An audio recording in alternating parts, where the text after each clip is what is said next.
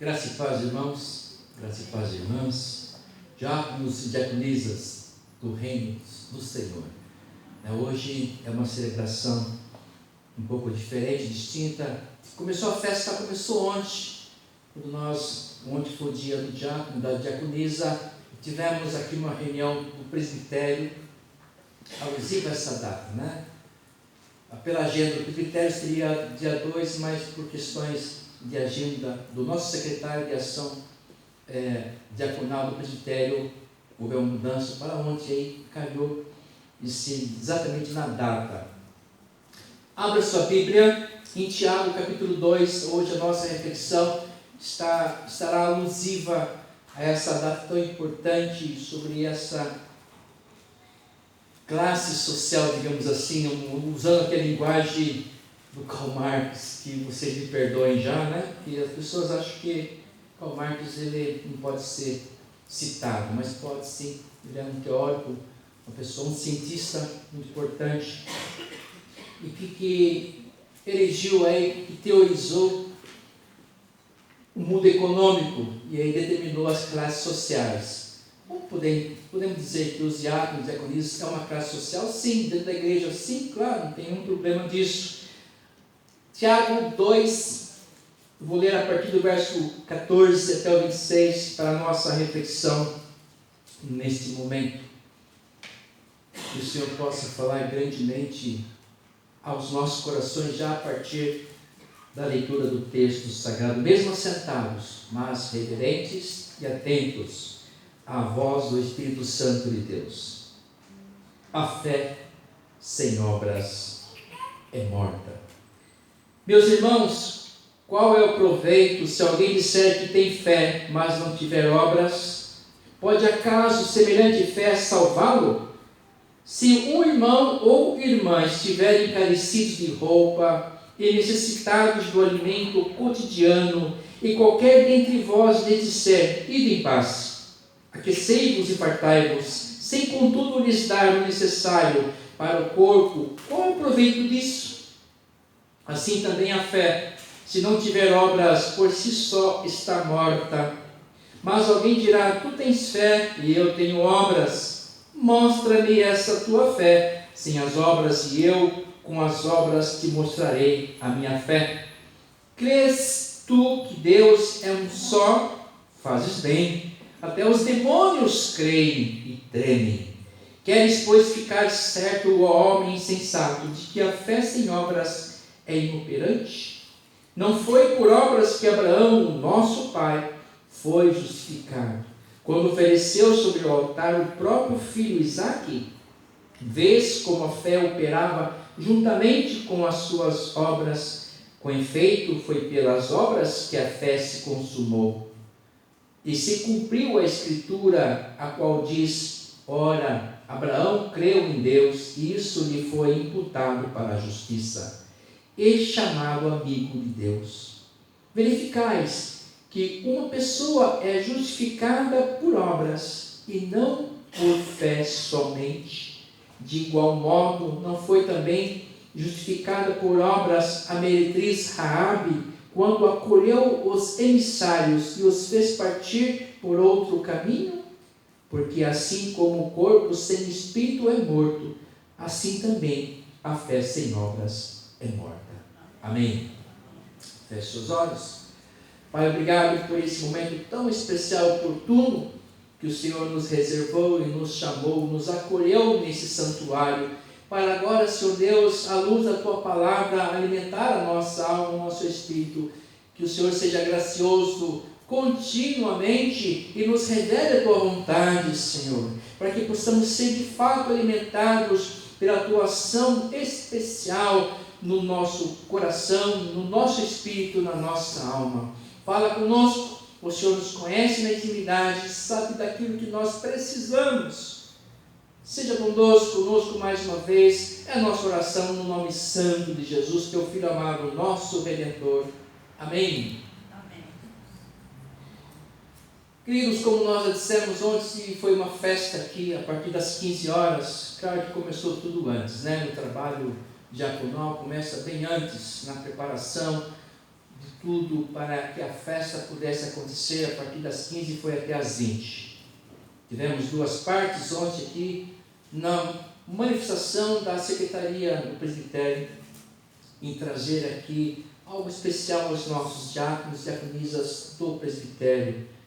Tivemos outros visitantes também. Quem veio, perdeu, foi um banquete nas duas participações, primeiro do nosso mestre querido, reverendo Bortoleto, que foi nosso professor de hebraico no seminário por 5 anos, e depois, na segunda parte, uma celebração, um culto, na palavra da nossa missionária, a missionária da EPI do Brasil, Isolina Reis, que nos trouxe uma palavra também muito abençoadora.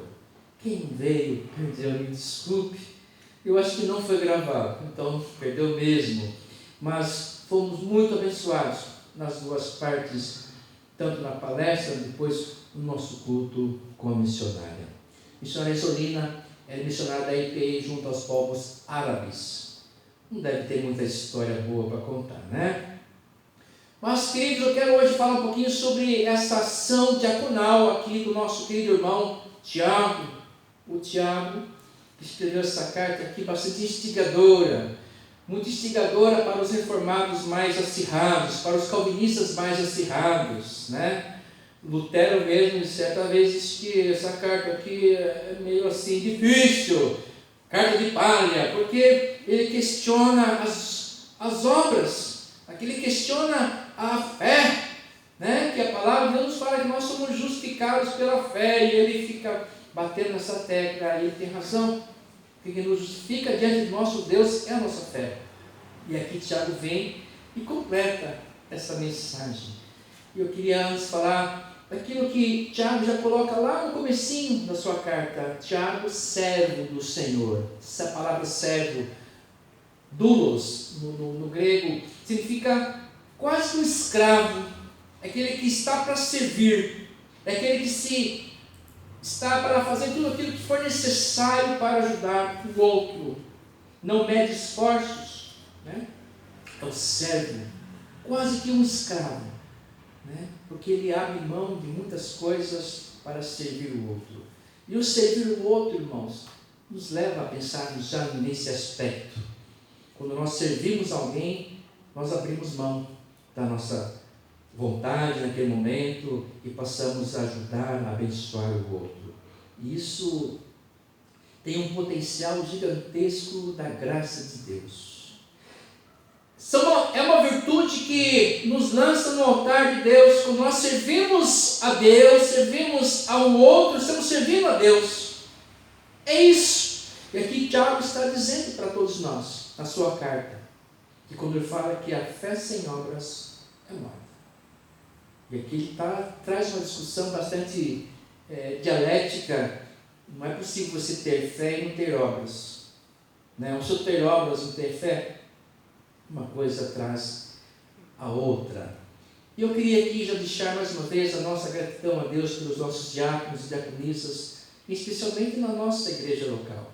O trabalho que esses 4 irmãos, 2 irmãos e 2 irmãs têm feito aqui no nosso cotidiano. Às vezes nós não temos noção. E eu tenho, porque eu estou acompanhando eles diariamente, sei do trabalho deles, da preocupação deles, das nossas coisas que temos que fazer ainda, e eles estão diretamente ligados a tudo na igreja. Aquilo que a minha esposa disse é verdade. Ontem a Ruth aqui chutou o escanteio, foi na área cabeçar, e depois fez gol, foi comemorar, e fez tudo ontem aqui. Ela fez o lanche, ela serviu o lanche e correu para tudo, não só ela, como a dona Neia, o Duval esteve aqui até o final. Uma hora viu o Duvaldo ali abrindo boca de cansaço, tadinho, já não é uma criança, né? E o Lucas, então, não se fala da mesa, correndo para lá e para cá, e no louvor, então é uma coisa assim. Isso é serviço, servir a Deus, é trabalho do nosso diaconato. Isso, irmãos, é privilégio. E eu tenho certeza que o Senhor tem visitado esses irmãos no coração, na vida, no ministério, na família, de maneira sobrenatural. E bênçãos e mais bênçãos, incontáveis bênçãos, farão parte da vida deles. Porque isso é botar a mão no arado e não largar. Né? É fácil? Não é fácil. A luta vem com certeza. Aliás, quem está com as mãos no arado sofre mais ainda. Mais lutas, mais tentações, porque o inimigo nosso, o diabo, nosso inimigo, não quer ver-nos trabalhando para o nosso Senhor. Servo, escravo de Deus e de Cristo. Esse serviço aqui que Tiago fala, e ele tem prazer em dizer, Tiago aqui é irmão do Senhor, né? Ele é alguém que foi adquirido e que pertence ao Mestre Senhor. E o interessante é que esse Tiago é o irmão carnal de Jesus. Ele deixou de lado aquele ranço familiar e foi servir a esse Senhor, que ele sabia que Jesus, o seu irmão de sangue, era o próprio Deus encarnado, o Deus que estava presente, porque ele se converteu. Tenho certeza que antes da conversão, ele olhava para o seu irmão de maneira diferente, mas ele, no seu ministério, ele deixa bem claro, evidente, quem ele era e quem era Jesus. Ele abriu mão da sua vida e foi servir em humildade diante do seu irmão, em testemunho profundo diante da sua conversão, aceitando o seu irmão terreno como seu redentor. Eu acho que aqui a prova dessa fala, desse texto, o coração desse texto está em que Tiago assertivamente se converteu na plenitude em reconhecer em seu irmão o redentor. Ou seja, ele teve algo diferente do que nós temos. Nós concedemos já Jesus como Senhor, o Messias, o prometido, cantado em verso e prosa em toda a Bíblia, mas ele conheceu Jesus desde a sua meninice, caminhou com Jesus, brincou com Jesus, quem sabe muitas briguinhas de irmãos, enquanto meninos, e no entanto era o Salvador ali encarnado, concebido pelo Espírito Santo na vida da Virgem Maria. E ele teve esse trabalho, né, de conceber na sua mente, no seu coração, do que o seu irmão era o próprio Deus encarnado. Às vezes nós não queremos reconhecer no nosso irmão um servo de Deus. Às vezes a luta dentro da igreja começa por aí.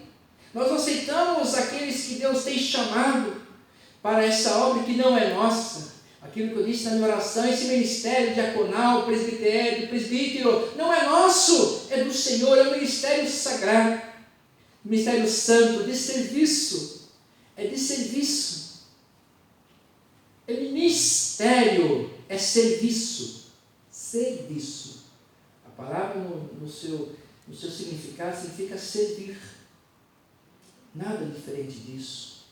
E digo para você que isso é privilégio. Servir a Deus. Servir a Deus. Então, o primeiro aspecto é ser servo, mas ser servo de Deus. E você, sendo servo de Deus, você é servo do seu próximo também. E é privilégio ainda. Não muda nada. A palavra de Deus continua nos falando, nos instigando aqui, nesse pequeno texto de Tiago. E se nós voltarmos lá no texto de Tiago, no seu primeiro capítulo, no último verso, ele vai falar para a gente, antes de entrar nesse segundo capítulo que nós lemos a partir do 14, ele vai falar assim, que a religião pura e sem mácula, em outras linguagens, pura e verdadeira, para com o Senhor nosso Deus é visitar os órfãos e as viúvas em suas tribulações, e a si mesmo guardar-se incontaminado do mundo. Hoje nós somos constantemente desafiados a nos posicionarmos sobre o que nós cremos. Hoje nós somos levados com muito desafio a nos posicionarmos naquilo que nós cremos e como nós cremos, sobre a nossa fé. Nós somos instigados sobre a nossa fé. O que nós precisamos ter, na verdade, é, em primeiro lugar, uma fé que aponte para o Senhor Jesus, com uma vida digna, com uma vida com Ele, pura, como uma vida santa como Ele, que nos leve para o nosso próximo, que nos aponte para o nosso próximo. Aqui ele deixa bem claro que a verdadeira religião pura e imaculada, sem mancha, é eu servir ao meu próximo, servir ao órfão, às viúvas em suas necessidades e me guardar incontaminado desse mundo. Aqui nós temos que pensar o que é religião para nós hoje. O que nós concebemos como religião? A verdadeira religião. E nós sabemos que o ser humano, e especialmente nós brasileiros, somos muito religiosos. Mas o que nós concebemos como religião? O que nós pensamos como verdadeira religião? E a palavra de Deus, como sempre, ela nos aponta o que é isso. Como deve ser a nossa vida? O que é ser religioso? Aqui está falando para mim e para você que é servir ao órfão, às viúvas nas suas vicissitudes, nas suas mazelas, suas dificuldades, e nos proteger, tomar cuidado de tudo aquilo que nos avizinha, né? Os pecados, as ideologias, para eu me guardar incontaminado. É um desafio enorme. Isso é a verdadeira religião?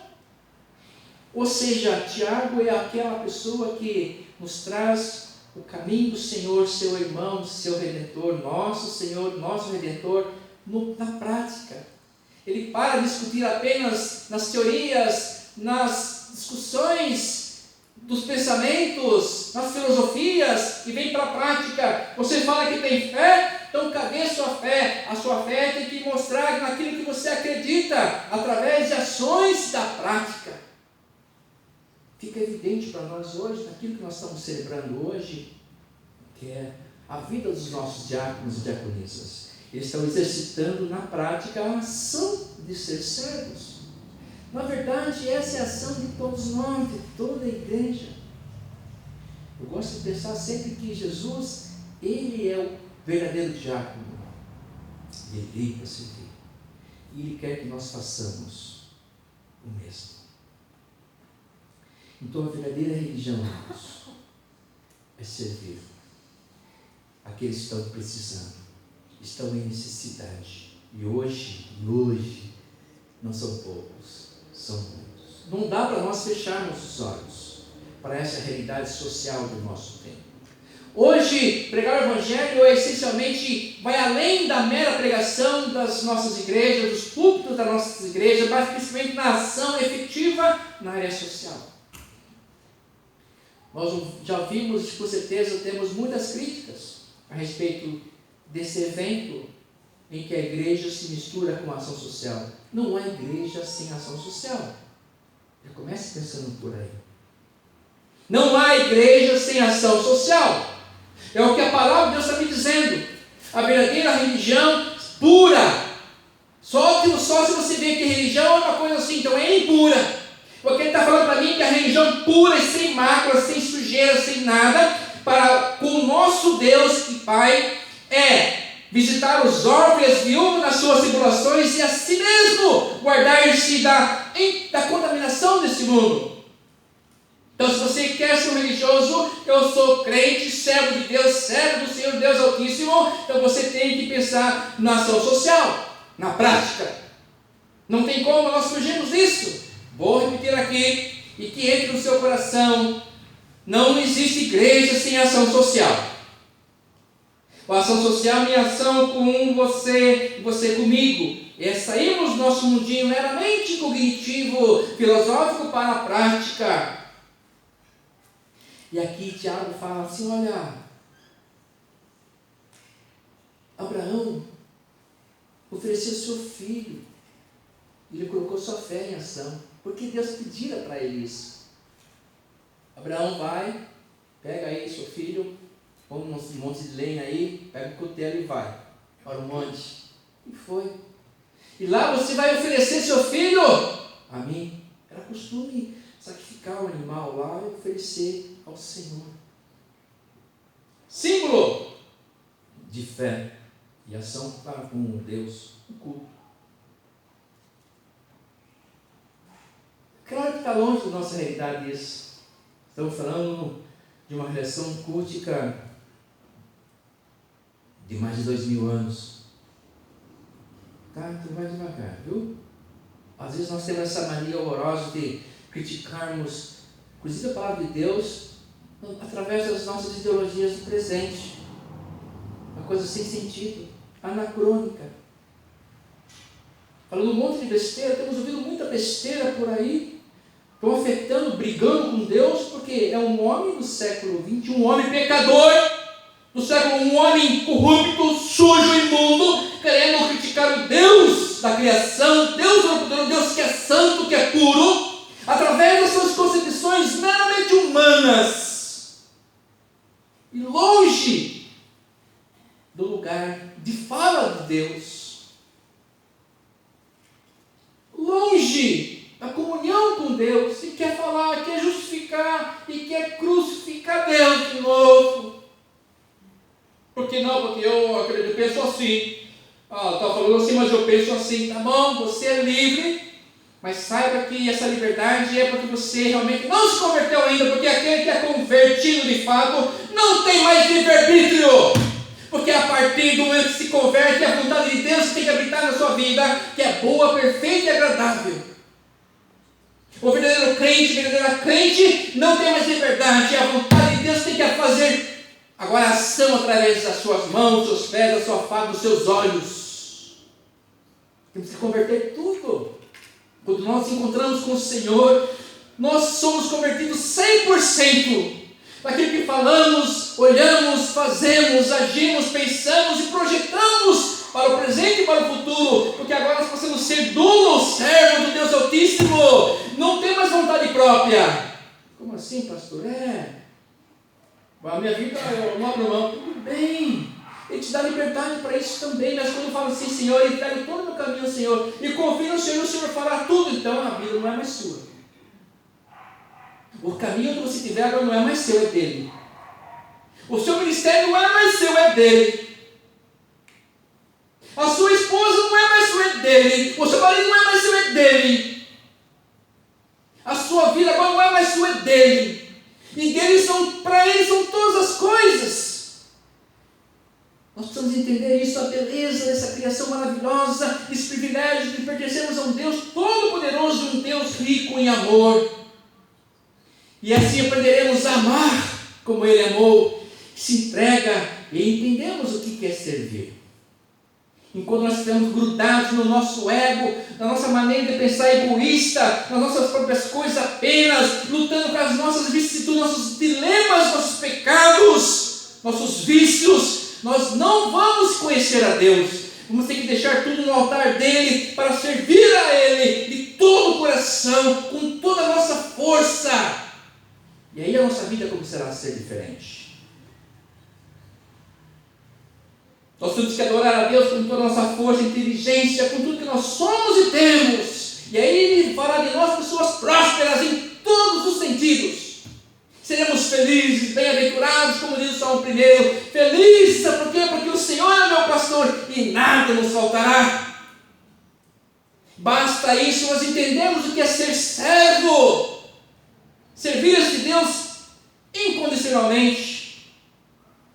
Ontem na palavra da missionária foi forte, mas é verdade. Às vezes estamos aí sofrendo, reclamando, mas para melhorar vai piorar muito, porque o Senhor para voltar vai piorar muito a nossa vida, e especialmente na nossa relação com o Senhor, em meio a uma sociedade promíscua e idônica, anômica, e que vive em função dos seus próprios desejos. Hoje é proibido falar não. Nem para as crianças ninguém fala, não falo não para meus filhos. Não falo não, eu converso com meus filhos, não falo não. Como assim? É a filosofia hoje. Não, porque eu estou com vontade, eu vou fazer porque eu posso. Tá bom, você é livre, mas você não está falando de uma vida de servir a Deus e se guardar a corrupção desse mundo. Não podemos misturar as coisas. Isso, o Senhor Jesus não tem nenhum problema com isso. em você fazer o que você quer fazer. Viu? Você é livre. O Senhor Jesus não vai ficar emburrado com você. Ele é simplesmente amor. Ele vai continuar insistindo no seu coração. Venha, filho. Está cansado? Venha, filho. Se está aí lambuzado nessa podridão, venha, filho, que eu te aliviarei. O Senhor Jesus não tem nenhum problema com os nossos pecados, nenhum problema com os nossos pensamentos. Ele não tem nenhum problema com isso. E nós às vezes chutarmos a sua palavra. Ele não tem nenhum problema com isso. Ele continua nos amando. Mas é claro que nós precisamos tomar cuidado quando nós pecarmos contra o seu Espírito Santo. Quando ele começa a insistir muito com a gente e você vira as costas para ele, ele pode te abandonar. Mas você que vira as costas para ele, ele jamais vira as costas para alguém. A boca fala, irmãos, do que o coração está cheio. Mateus 12, verso 34, parte B. Esse é um testemunho primordial da carreira cristã, aquilo que fala a nossa boca. É o testemunho que aponta para a nossa fé. Verso 19: crê tu que Deus é um só, faz bem. Até os demônios creem e tremem. Os demônios creem em Deus e tremem. Aí tem gente que fica falando assim, não, porque eu também sou filho de Deus. É verdade. É verdade. Você crê na palavra? Eu também creio. O diabo também crê. Ele tem medo, treme. O que nos justifica, irmãos? Verso 21. Não foi por obras que Abraão, o nosso pai, foi justificado, quando ofereceu sobre o altar o próprio filho Isaque? Vi como a fé operava juntamente com as suas obras. Com efeito, pelas obras, a fé se consumou. E eu desafio você, depois de ler em casa Hebreus, a partir do capítulo 11. Pela fé, os servos do passado fizeram um monte de coisa.